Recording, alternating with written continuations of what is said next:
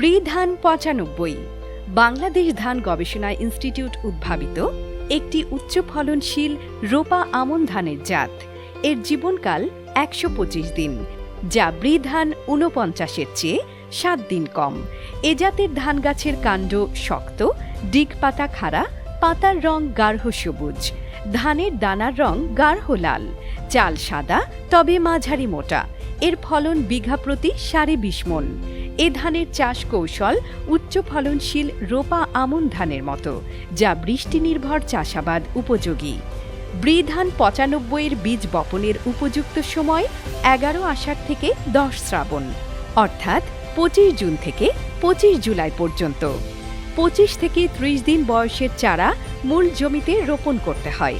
রোপণের সময় সারি থেকে সারির দূরত্ব ২৫ সেন্টিমিটার, গোছা থেকে গোছার দূরত্ব হবে ১৫ সেন্টিমিটার। প্রতি গোছায় ২ থেকে ৩টি চারা রোপণ করতে হয়। ব্রি ধান ৯৫ চাষে বিঘা প্রতি ২৪ KG urea, ৮ KG DAP, ১৪ KG MOP এবং ৯ কেজি জিপসাম সার প্রয়োজন হয়। জমি তৈরির শেষ পর্যায়ে অর্থাৎ শেষ চাষের সময় সবটুকু ডিএপি, এমওপি এবং জিপসাম সার প্রয়োগ করতে হবে। ইউরিয়া সার সমান ৩ ভাগে ভাগ করে চারা রোপণের ৭ থেকে ১০ দিন পর প্রথম কিস্তি, ২৫ থেকে ৩০ দিন পর দ্বিতীয় কিস্তিতে এবং কাইচ থোড়া সার ৫ থেকে ৭ দিন আগে তৃতীয় কিস্তিতে ইউরিয়া সার উপরি প্রয়োগ করতে হবে। রোপণের পর ৩০ থেকে ৪০ দিন পর্যন্ত জমি আগাছা মুক্ত রাখতে হবে। রোপণের পর থেকে দুধ আসার সময় পর্যন্ত জমিতে রস থাকতে হবে। খরা দেখা দিলে সম্পূরক সেচ দিতে হবে।